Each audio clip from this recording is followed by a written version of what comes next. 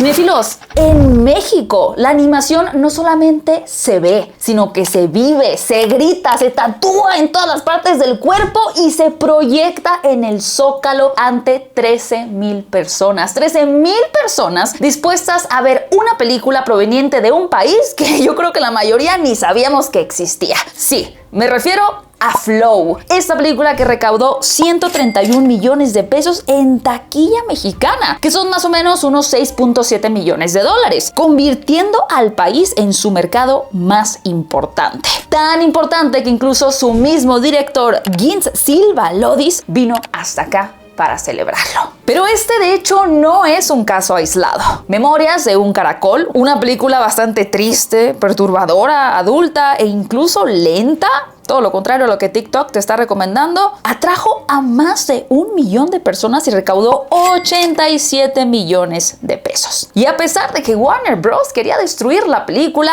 la cinta Looney Tunes, el día que la Tierra explotó, logró recaudar 16 millones de pesos en su primer fin de semana. Y sí, Intensamente 2 rompió todos los récords y se convirtió en la película más taquillera de la historia del cine en México. Más que Avengers, más que Titanic, más que el combo cultural de La Rosa de Guadalupe. ¿Coincidencia? ¡No lo creo! Todas estas estadísticas nos darían a entender que México está viviendo un boom muy grande en animación y muchas personas comienzan a preguntarse el por qué. Pero bueno, como seguramente tú ya lo pensaste, en este video te voy a contar por qué México en realidad siempre ha sido un país muy importante para la evolución de la animación en el mundo y cómo podríamos explicar como sociedad nuestra fascinación por este arte. Y por qué es hiper correcto tener 35 años y tener una camiseta de Goku chichón sin ser juzgada. Ponte muy cómodo y muy cómoda que comenzamos con este video.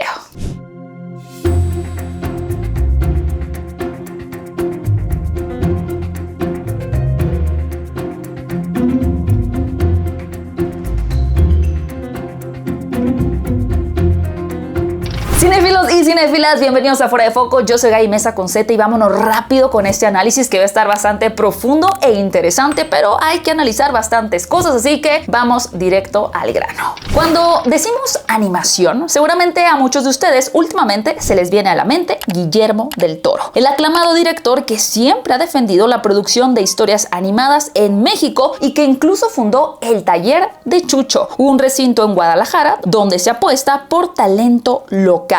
Pero si nosotros le creemos a este señor, Moisés Viñas, en su libro Índice Cronológico de Cine Mexicano, resulta que el primer registro de un cortometraje se hizo en 1915, solamente 12 años después de que el artista francés Émile Cohl estrenara su famoso cortometraje Phantasmagory, que se conoce por ser la primera producción con técnicas de animación. Y sí, es momento de hablar un poco sobre la historia de la animación en México. Ahora, como este cortometraje que les acabo de mencionar solamente existe en los libros de historia, se dice que el verdadero padre de la animación mexicana fue el historietista Juan Aternac, quien hacía viñetas políticas y ayudó a animar las tipografías de la película El Rompecabezas de Juanillo en 1919. A ver, quizá México no apostó por desarrollar cintas completamente animadas en los años 20, pero en la década de los 30 ya había un mexicano trabajando en Disney, Carlos Manríquez. Aunque en realidad se sabe muy poco de la vida de este señor, incluso podríamos tan solo afirmar que sí existe y que sí trabajó con Disney por una fotografía que existe de él sosteniendo una foto de Mickey Mouse en el cortometraje La Cacería del Alce. De pronto es un poco como decir, sí, yo estuve con los Beatles, pero es que el cassette se perdió. Pero yo decido sí creerle, claro que sí. Se dice que Don Carlos aprendió las técnicas de animación estadounidense y que incluso intentó incansablemente traerlas a México para crear un estudio, pero se enfrentó con pocos recursos, un gobierno indiferente y una tecnología muy desigual a la que se tenían en otros países. ¿Les suena esto familiar? ¡Ay, qué raro! El gobierno haciendo estas cosas. No creo que les suene tan familiar. Sí, cinéfilos, porque México y un gobierno ignorando talento es tan clásico como tener a Goku gritando por 5 minutos seguidos en un episodio. ¡No! ¡Maldición!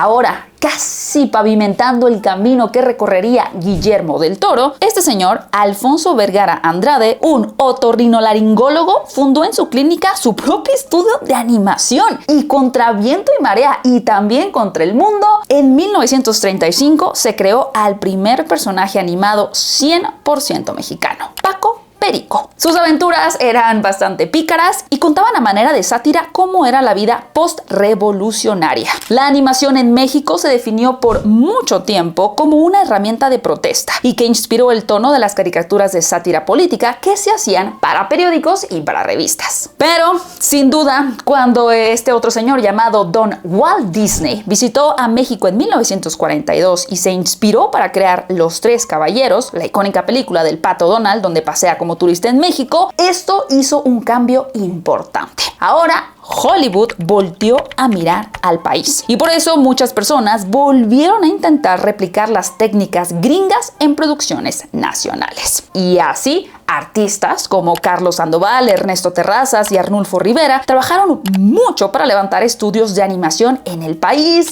pero sin mucho éxito. Durante esas décadas, la producción animada en el cine fue prácticamente nula. La falta de inversión pública, el dominio aplastante del contenido extranjero y la visión empresarial de que la animación no era rentable para México hicieron que se relegara al terreno de la maquila o la televisión educativa. La animación nacional sobrevivió en cortometrajes experimentales y en esfuerzos aislados, pero no existía ni una infraestructura ni un ecosistema que permitiera realmente soñar en grande. Con todos los problemas que tenía la industria en el país, sí se hicieron varios cortometrajes y experimentos, aunque tal vez el que más destacó fue Viaje Interplanetario, considerado el primer corto de ciencia ficción latinoamericano, el cual es una historia propaganda anticomunista que dura 7 minutos y lo pueden encontrar gratis en YouTube. Y bueno, ¿por qué rayos les estoy contando toda esta parte de la historia? Bueno, porque parece un espejo de lo que se vive actualmente. Hay artistas entusiasmados por crear historias animadas, sin embargo, tienen pocas oportunidades y por eso parece que no hay una industria mexicana robusta de creación y producción de animación, pero el talento y el interés definitivamente están presentes. Esta industria no se consolidó sino hasta 1962, cuando los hermanos César y Ángel Cantón fundaron Kinema e hicieron tratos con Hanna-Barbera para maquilar ciertos productos animados. Y aunque eso suena bastante bien, resultó ser realmente un arma de dos filos. Por un lado, los animadores ahora podían vivir de hacer lo que más amaban, crear animación. Pero por el otro, solo podían hacer las cosas que les pedían empresas extranjeras y no había tiempo para crear producciones propias. Y ese en realidad es un problema que continúa hasta la actualidad y que es muy complejo. Pero no nos quedaba duda de que estos animadores, quienes ayudaban a crear caricaturas como los Supersónicos, Scooby-Doo, Aquaman y muchos más, eran un motivo de orgullo nacional. Y por eso ese tipo de caricaturas también estaban bien presentes en la televisión mexicana. Así, la industria fue evolucionando poco a poco, pues sí ayudó a consolidar a nuevos artistas y abrir más oportunidades. Por ejemplo, tenemos el de Guadalupe Sánchez Sosa, considerada la primera animadora mujer en Latinoamérica. Ella es un ejemplo del talento mexicano que ha sabido moverse entre el arte experimental, el documental y cortos con adivinanzas para Zapping Zone. Ella incluso al día de hoy sigue activa y está por estrenar Mi Piel Oculta, reafirmando que la animación en México siempre ha tenido pioneras. Y esto también nos dice que para entender nuestra fascinación en la animación, tenemos que voltear a ver y hablar de la televisión. Desde finales de la década de los 80 y principios de los 90, canales de televisión abierta tipo el Canal 22, Canal 5 o el Canal 11 apostaban por traer animaciones diferentes, algunas de hecho siendo bastante adultas. Y es que acá en México la censura no era tan rígida como en otras partes del mundo, así que Canal 22 podía transmitir Ghost in the Shell a las 3 de la tarde sin problemas. Sí, nada como enseñarle existencialismo cibernético a un niño que todavía no se aprende ni siquiera la tabla del 7. También se podían ver, por ejemplo, los cuentos de la calle Broca, la familia Moomin o las Tres Mellizas. Y si le zapeabas, si le cambiabas al Canal 5, podías ver la muerte de Krillin a manos de Freezer o la pelea de Videl contra Spopovich sin tapujos a la hora de la taquiza. Quiero que dimensionen lo siguiente. Dragon Ball lleva 38 años siendo parte de la programación de Canal 5, lo cual también explica por qué medio país piensa que Goku es un símbolo patrio al nivel del himno nacional, y claro que lo es. Esto hizo que al menos 2 generaciones creciéramos acostumbrados a ver animaciones más adultas y diferentes, combinado con la tradición de las historias pícaras y de sátira que vienen por parte más de las historietas. Y también los grandes esfuerzos de varios artistas luchando por erigir una industria de animación local. Estas caricaturas que mencioné se han vuelto tan amadas que se han insertado en el tejido social de México. Y es que no es nada raro ver en los autobuses o en las calles grafitis o murales de figuras como Bugs Bunny, Piolín o Goku con alguna referencia mexicana. De hecho, es muy común y se hace incluso en afiches promocionales, como en este de La Mole en 2006, que tiene muchos personajes animados vestidos con el uniforme de la selección. Pero ni siquiera tenemos que ir al pasado hacia los 2000, porque con el furor por el último episodio de Dragon Ball Super, el gobierno de Coahuila intentó transmitirlo en una plaza pública, cosa que detonó que la embajada de Japón emitiera una carta de cese y desista, pues no tenían los permisos de copyright adecuados. Pero sí, el gobierno intentó proyectarla ilegalmente, demostrando que las prioridades están en orden: salud, educación y Kamehameha. Pero en el Zócalo de la Ciudad de México, millones de mexicanos se reunieron para hacer una genkidama para honrar la muerte de Akira Toriyama. Y una de las diferencias clave entre los millennials y generaciones anteriores está en cómo fueron criados y con qué medios crecieron. Mientras que nuestros padres veían las caricaturas como algo infantil o moralizante, los millennials se formaron con historias animadas mucho más complejas. Desde la década de los 90, incluso también en los 80, muchas series empezaron a integrar temas filosóficos, psicológicos o existenciales. Desde Dragon Ball, Evangelion, Batman, la serie animada, incluso Rugrats, son series que mostraban conflictos familiares, pérdidas, traumas y dilemas morales sin suavizantes. Y en Latinoamérica, donde la censura era mínima, estos temas llegaban sin filtro. Además, con la explosión del home video y después el internet, estas caricaturas no se esfumaron, sino que se coleccionaron, se analizaron y se reinterpretaron, dando como resultado que el vínculo emocional con estos contenidos no fuera efímero como en otras generaciones, sino que se tratara de algo sumamente profundo. A esto hay que sumarle el factor sociocultural. Hoy la adultez llega bastante tarde o no llega nunca. Muchas personas no se casan ni tienen hijos a la edad de los 25 años y en lugar de dejar atrás esas caricaturas, pues realmente forman parte de la identidad. Por eso es bastante común ver tatuajes de Ghibli, playeras de Pikachu en conciertos y escritorios ejecutivos llenos de Funko Pops. La animación dejó de ser solo un recuerdo de infancia. Se volvió un símbolo generacional y un refugio emocional, y en muchos casos una forma de introspección. Porque, cinéfilos, nada puede decir madurez emocional como llorar junto a Totoro mientras pagas la tarjeta de crédito. Y en los últimos años el mundo ha dejado bastante claro que la animación no es un género, sino un medio narrativo. Series como Rick and Morty, BoJack Horseman, Big Mouth, Invincible o Undone han demostrado que se puede hablar de depresión, crisis existenciales, sexualidad o traumas familiares con profundidad y brutal honestidad, y hacerlo sí, con animación o, como le gusta decir a algunas personas, con dibujos. Esta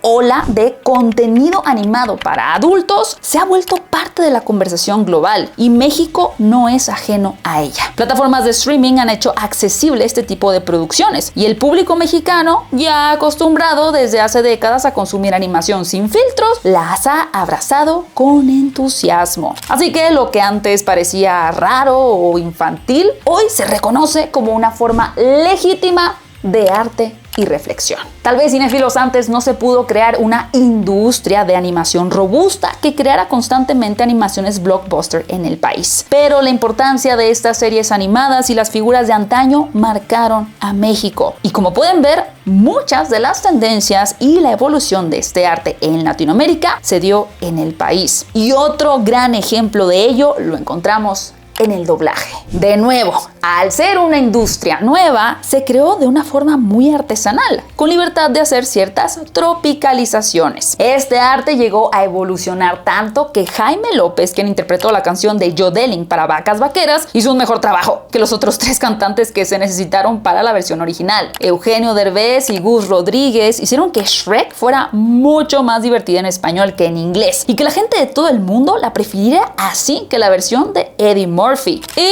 quizá ustedes para este punto se estén preguntando, entonces, ¿por qué México no había tenido fenómenos como Flow o Intensamente 2 desde hace mucho tiempo? Bueno, pues también hay algunas razones que podrían explicar esto. Para empezar, aquellos niños que crecieron entre los 80 y los 2000 con estas caricaturas y películas dobladas, ahora son adultos con mayor poder adquisitivo que van a las salas de cine motivados por la nostalgia y porque Goku junto con Mario Castañeda marcaron su infancia. Literalmente hay gente que le debe más a Mario Castañeda que a su terapeuta.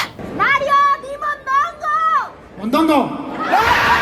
Pero no solo eso, la industria audiovisual en México se ha expandido. Cada vez hay más salas de cine y las redes sociales fomentan que se hable sobre estas producciones, lo que fomenta el interés por estos títulos. Pero también el arduo esfuerzo de figuras clave como la de Guillermo del Toro, así como el de Sofía Carrillo o los hermanos Ambriz de Cinema Fantasma, quienes trabajan para impulsar el desarrollo de la animación en el país, son motivo de orgullo. Pero también una grandísima inspiración para niños y jóvenes que aspiren a estar en este medio. El principal obstáculo realmente sigue siendo estructural. No hay incentivos fiscales específicos para proyectos animados, ni fondos públicos constantes que apuesten a largo plazo por este tipo de producciones. A esto se suma que muchos estudios realmente están operando con presupuestos bastante bajos, sin redes de distribución sólidas y sin leyes que obliguen a plataformas o cadenas a incluir animación nacional en sus catálogos. Pero eso sí, tenemos 5 versiones diferentes de ¿Quién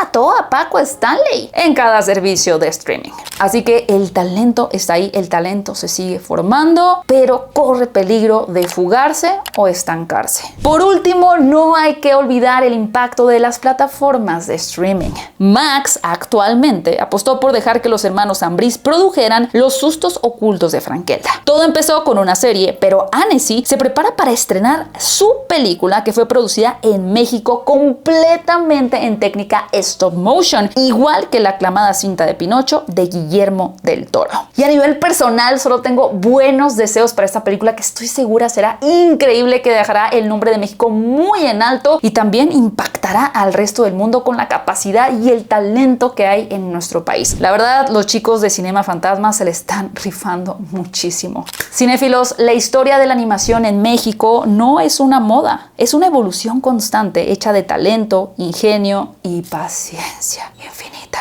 Generaciones enteras crecieron con voces que definieron personajes, historias que marcaron su infancia y contenidos que hoy siguen vivos en murales, memes o hasta tatuajes. Definitivamente en nuestro país el problema jamás ha sido el amor por la animación. Eso está garantizado. Lo que falta es que ese amor se convierta en infraestructura, en inversión y en política cultural. Porque si algo han demostrado los mexicanos es que se puede llenar un zócalo por una película animada. Ahora solo nos falta continuar llenando estudios, festivales y presupuestos con el mismo entusiasmo. La verdad es que este tema de la animación en México es súper extenso, pero creo que este video dejó algunos puntos bastante interesantes para reflexionar. De cualquier forma, me encantará saber en los comentarios ustedes qué opinan al respecto. ¿Por qué creen que México ama tanto la animación? Y para ustedes, ¿cuál creen que sea también el futuro de esta industria en nuestro país? También creo que el internet, las redes sociales y la posibilidad de poder exponer nuestro trabajo, ¿no?, de forma gratuita al mundo, puede permitir también una mayor visibilidad de talento. Espero que si por ahí están escuchando a algunos animadores, pues tengan el mejor éxito, que encuentren oportunidades y que el mundo pueda llegar a conocer su increíble capacidad, talento y bueno, amor que tienen por llegar al corazón de millones de personas con sus historias. Muchas gracias por ver este video, cinéfilos. Muchas gracias también a Beca Salas por la investigación. Y les recuerdo que pueden seguirme en mi cuenta de Instagram. Me encuentran como @GabyMesa8. Y en Fuera de Foco nos encuentran como @FueraDeFocoLatam. Y a Goku Chichón no lo encuentran más que aquí,